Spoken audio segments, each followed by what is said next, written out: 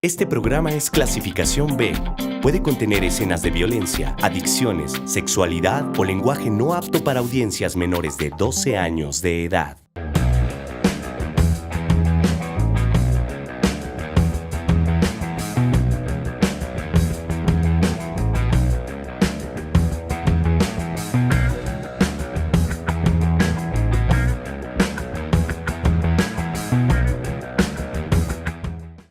Muchas gracias por acompañarnos de nueva cuenta en Sumados, este foro de expresión y análisis de los asuntos contemporáneos más importantes y valiosos para usted, su familia y su comunidad. Hoy tenemos el enorme placer, el gusto de recibir en este programa al maestro en ciencias Emiliano Sánchez Martínez, quien es el director del Jardín Botánico de Cadereyta, Manuel González de Cosío, que es un jardín botánico del Consejo de Ciencia y Tecnología del Estado de Querétaro, el gobierno del Estado de Querétaro.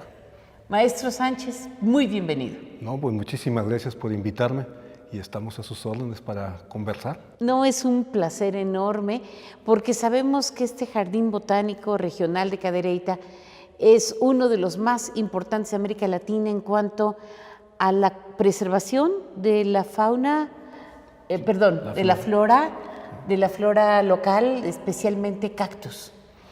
Sí, efectivamente, ningún jardín botánico de los que son realmente jardines botánicos, los que cumplen con las misiones propias de los jardines botánicos, es mejor que otro.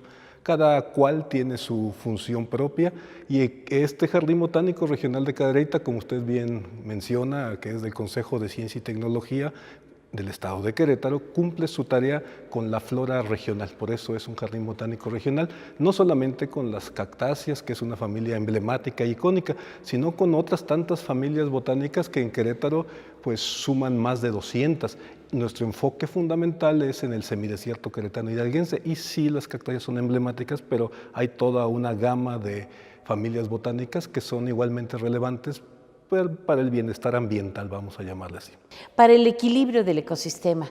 Sabemos nosotros que en Querétaro ustedes hacen reproducción de estas especies mediante técnicas sumamente vanguardistas. Sí, efectivamente, el jardín botánico, como menciono yo, cumple todas las tareas que cumple un jardín botánico. ¿Qué son? En este caso particular, nosotros nos atenemos a lo que dicen las estrategias nacionales y locales de conservación de la biodiversidad, y que son estudiar la flora, o sea, conocer la flora, conocerla. Que por extraño que parezca, permítanme apuntar para el público, la flora mexicana, que es muy vasta, que es muy grande, la flora queretana lo es en la misma dimensión, no está completamente estudiada, es decir, a pesar de la época en que vivimos. Entonces, todavía ya hay áreas de oportunidad para los nuevos biólogos, para las generaciones. Áreas para inventariar. De hecho, este es el único objetivo que se cumplirá en el 2020 en la Estrategia Global de Conservación Vegetal. Hay una serie de estrategias que se mueven desde lo local, todas integradas y alineadas desde lo local hasta lo internacional. El mundo está alineado en torno al propósito de conservar la flora y el planeta entero en su funcionalidad.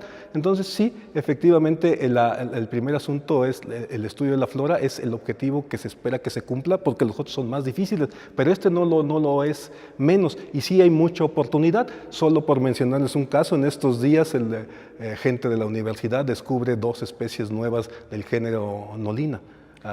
De la Universidad Autónoma de Querétaro. Entonces hay amplia oportunidad. ¿Son estudiantes? ¿Son profesores? No, este es el doctor Luis Gerardo Hernández Sandoval, sí, que es un reconocido especialista en este grupo de plantas. Entonces hay la oportunidad de descubrirlas, describirlas, y permíteme continuar, digamos, lo que cumple un jardín botánico. Segundo objetivo es conservar, los voy a decir rápidamente, luego es restaurar, luego es evitar las amenazas que se ciernen sobre la biodiversidad y la biota, la flora y la fauna también, luego es aprovecharla y finalmente es educar a la población de manera que tome conciencia de su valor. Grosso modo eso es. A ver, vamos analizando algunas de ellas. Por favor. Los biólogos que estén interesados en hacer estudios sobre la flora queretana, ¿pueden acercarse a ustedes y hacer alguna investigación de forma conjunta? Por supuesto, o sea, el jardín botánico cumple con la función también, digamos, del estudio científico de la flora. En ese sentido, tenemos un grupo pequeño pero activo de investigadores que están in situ, que son personal contratado por el gobierno del estado, pero también tenemos alianzas, si quieren llamarlo así, con distintas universidades, muy particularmente con la UNAM, la Universidad Nacional Autónoma de México, con la UAM, la Universidad Autónoma Metropolitana, con la unidad Xochimilco y precisamente y sobre todo también con la Universidad Autónoma de Querétaro.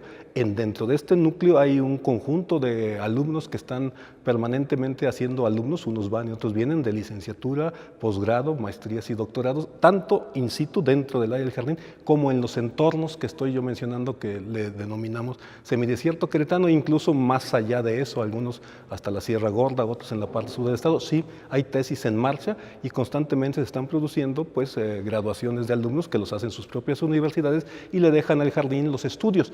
Nosotros tenemos cada año, en este año será hacia junio o julio, tenemos una cosa que le llamamos, es un simposio local de alumnos que se llama las cátedras del semidesierto, y ahí los alumnos interactúan en lo que se pudiera llamar un ecosistema científico, tecnológico, con sus profesores, con nosotros, para tratar de resolver esos problemas. Entonces sí se pueden acercar al jardín botánico y desde luego también a las instancias que existen a través del gobierno del estado y a través de las instituciones de educación superior, ¿verdad? Como la propia Universidad Autónoma de Querétaro lleva la vanguardia en esto, en tanto que tiene al grupo de intelectuales, doctores más importantes que contamos en Querétaro y que hacen una gran labor. El jardín botánico contribuye en su campo, sobre todo en la praxis. En la praxis, es decir, ustedes cuidan estas especies, las protegen, las reproducen y en un momento dado también se puede compartir con la comunidad mediante un costo de recuperación, ¿no? Puede ir el visitante y llevar a casa un cactus en miniatura que va a crecer ya en su propio ambiente, en su propio jardín de las familias de Querétaro. Sí, así es. Quizá, como bien dices, Araceli, la vinculación que logra una planta, el lema internacional de Botanic Garden Conservation International, que es una asociación mundial de jardines a la cual pertenecemos, es reunir plantas con gente para crear posibilidades. Y sí, las plantas se reproducen para distintos propósitos. Uno de ellos es para lo que nosotros llamamos la adopción de la planta. Es simplemente acercar una planta, un pedazo de la naturaleza, un pedazo de la flora, hacia el corazón o hacia la voluntad de las personas que la toman, y sí, con un costo de recuperación bastante módico, pero que conlleva tener la planta con todas las características legales también que tiene, llevársela y estarla cuidando, y entonces generar un amor o una proclividad a entender la flora y la importancia de que la tenga uno, pero también de que persista en las áreas naturales como una infraestructura natural, le llamamos nosotros, como una parte de esa naturaleza que nos permite vivir en el estado de amenidad que todavía tenemos, ¿no? Estamos hablando en este programa sobre el Jardín Botánico Regional de Cadereyta, Manuel González de Cosío, que pertenece al Consejo de Ciencia y Tecnología del Estado de Querétaro. Y le doy la más cordial bienvenida al programa a Magdalena Hernández, quien es bióloga egresada de la Universidad Autónoma de Querétaro y es investigadora del Jardín Botánico Regional de Cadereyta. Quisiera preguntarte, y muy bienvenida al programa, ¿cómo haría una familia interesada en la flora para crear un jardín botánico en su propia casa? ¿Qué le podríamos recomendar? ¿Qué especies pueden convivir con otras para que los niños se interesen, armen un expediente o un catálogo de especies propias del semidesierto queretano en su propia casa? Claro, muchas gracias, Araceli, por invitarme y por dejarme adherirme aquí a ustedes a esta charla interesante que tienen. Bueno, de principio siempre es importante la gente que nos visite en el Jardín Botánico, siempre tratamos de sembrarles un conocimiento, una inquietud acerca de lo que es la flora de la región para que se apropien de ella finalmente, porque solamente así podemos lograr su conservación. Una cosa importante que siempre queremos inculcarles es el concepto de jardín botánico. Ciertamente un jardín botánico solo es una institución que realiza múltiples actividades que tienen que ver con la conservación, con investigación, con educación, con propagación de especies. Lo que la gente puede tener en sus casas, probablemente en sus empresas, en sus traspatios, es un jardín de plantas regionales, un jardín, puede ser un jardín temático, un jardín de plantas nativas, etcétera. En este caso, lo que está muy en boga recientemente por todo el asunto de la crisis de los polinizadores, como creo que también se habla en esta exposición que está aquí, es precisamente eso, un jardín de polinizadores, donde tener aquellas plantas que pues precisamente son de las que abrevan todos estos bichos, a lo mejor biológicamente, como bióloga no está bien decir bichos, pero todas estas especies que se dedican a hacer este trabajo de la polinización, que pues cabe decir que es un trabajo gratuito que ellos hacen para toda la humanidad. ¿Para qué sirve la polinización? ¿Por qué es importante el trabajo de las abejas y de otros insectos? Sí, la polinización finalmente es lo que hace que una flor se convierta en un fruto, y lo que, digamos, perpetúa la vida son los frutos. En este caso, los frutos pues permiten, como ya dije, perpetuar la vida de las plantas, pero también producen de paso alimento para muchas especies, en este caso pues para muchas especies silvestres, pero muy importante para el hombre en un número importante de hortalizas que forman parte del consumo de la humanidad, con el que pues la humanidad pervive en el mundo. Las hortalizas es muy importante, y la falta de polinizadores pues precisamente produce que no haya el alimento derivado a través de la siembra de hortalizas, por ejemplo. ¿Hortalizas en invernaderos permiten la polinización? Hortalizas en invernaderos permiten la polinización. Hay plantas que son que se autopolinizan, pero hay otras que requieren de la polinización de algún agente.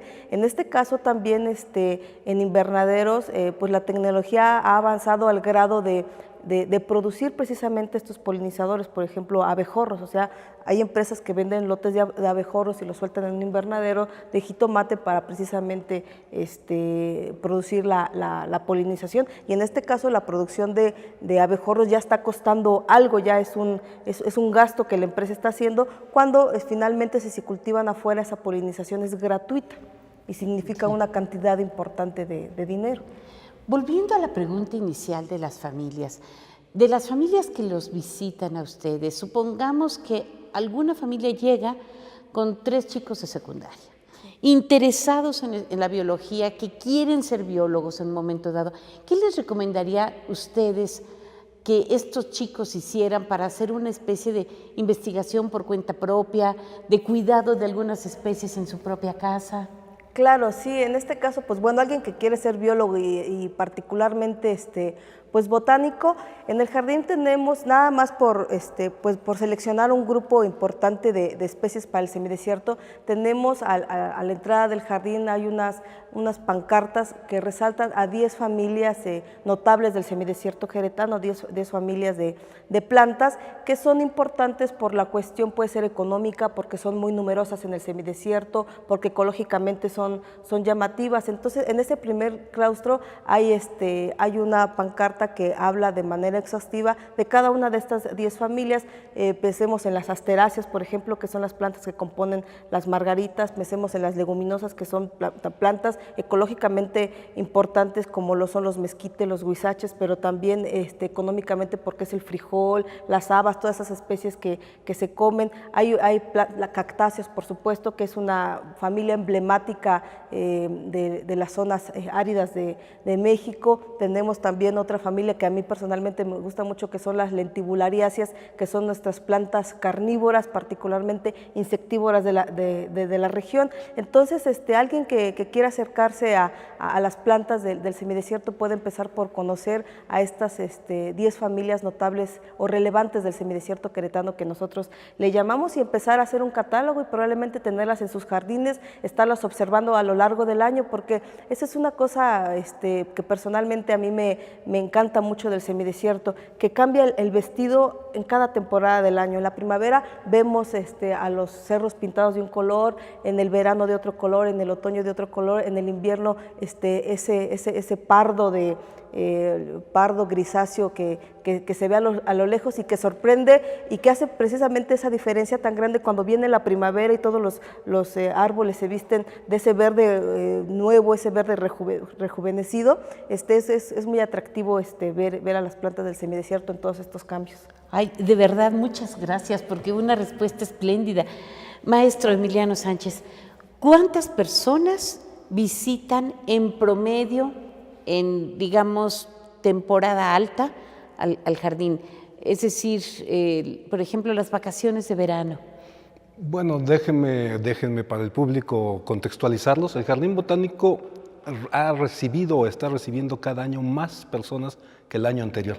En los registros, hay un incremento del constante, número de... increciendo, siempre increciendo. Qué bueno. Sí, y hace 10 años, por ejemplo, en 2009, recibimos poquito menos de 10,000, 9,000 y fracción. Este año... 10,000 personas al año. Al año. Sí, y el año pasado recibimos un poco más de 40,000 personas. 40,000 personas al año. Y este año, como va pintando, porque hacemos un registro cotidiano y hacemos un informe mensual, es muy probable que rebasemos todavía esa cantidad. El jardín está llegando un tanto al límite de lo que puede sostener, pero contestando también la pregunta, los meses fríos, los meses de enero, por ejemplo, y ya no tanto, pero aún así son los más bajos, y los más altos son cuando hay vacaciones, cuando la gente tiene tiempo de salir, sobre todo los visitantes turistas, los que son de fuera, que son la mayoría. Entonces estamos hablando de los puentes o los días de asueto y las vacaciones que son inmediatamente asociadas con la primavera, como las de Semana Santa, y luego las de verano, como bien mencionas. Entonces, ahí estamos hablando de un orden el año pasado, por ejemplo, de entre 4,000 a 6,000, 5,000 visitantes al mes. Un excelente número, realmente. Sí, sí. Y de este grupo de personas visitantes, ¿hay escuelas? ¿Hay Sí. grupos escolares que asisten a...? Hay de todo tipo y los tenemos, digamos, registrados en esa forma.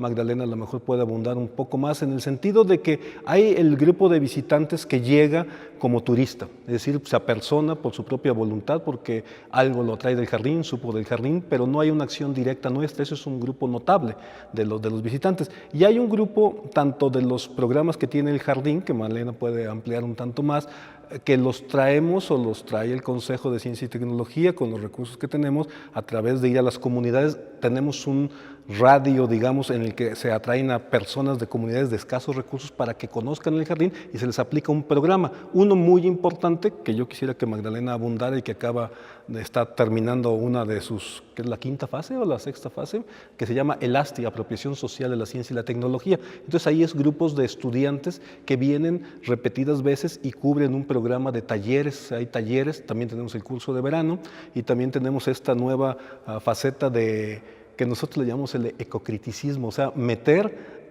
ahora de la naturaleza a la palabra, o sea, darle materialidad a la biota, a las plantas en escritos, porque también el lenguaje humano es un mundo en el que vivimos. Entonces, en eso... ¿Son cuentos? ¿Es poesía? Es narrativa, pero pudiera ser cuentos, pudiera ser poesía, porque hay ecopoética, hay biosemiótica, hay muchas ramas que se están desarrollando en el mundo. Un día podemos hablar de eso, pero vaya, en un pequeño esfuerzo muy preliminar, muy incipiente, pero tratando de que la gente haga esto, Magdalena hizo un concurso, es decir, el programa de LASTI hizo, y es parte de toda esta atracción de públicos más especializados, que además pues, son los jóvenes, los niños que no queremos. Estamos seguros que tendrán la estafeta pronto y harán lo que deben de hacer para que la situación se contenga y se revierta. Yo le quiero ceder la palabra. Sí, por favor.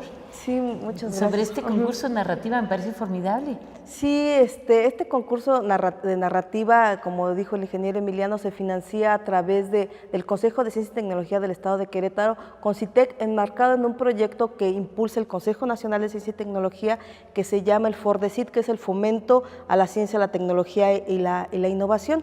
Y en este caso, nosotros tenemos un proyecto que se llama Diálogos con el Semidesierto. El proyecto tiene varias varias fases, cuatro actividades en este proyecto. Uno que son visitas al Jardín Botánico, nos dedicamos a traer a las escuelas de la región del área de influencia del jardín, sobre todo aquellas escuelas que digamos que su posibilidad de agendar una cita motu propio no es posible, entonces nosotros organizamos una agenda para traer a todas estas escuelas al jardín. Digamos escuelas Ezequiel Montes, de Cadereyta. Sí, de Peñavillera. En algunas ocasiones. La mayor parte ciertamente son del municipio de Cadereyta, porque Cadereyta es un municipio grande, que pues está, digamos, muy pegada a esta parte de gran civilización, pero también muy pegada a la parte rural del campo. Entonces, muchas son de Cadereyta, pero otras son de otros municipios. Muchas gracias, Magdalena Hernández, Emiliano Sánchez, por estar aquí. Gracias al Jardín Botánico de Cadereyta y gracias también a todos nuestros compañeros de audio, de video, de edición, de producción y de transmisión para que este programa llegue hasta su pantalla. Gracias al equipo de Dora Pérez y en particular a nuestra directora general, Claudia Ivonne Hernández de RTQ Consumo Libre.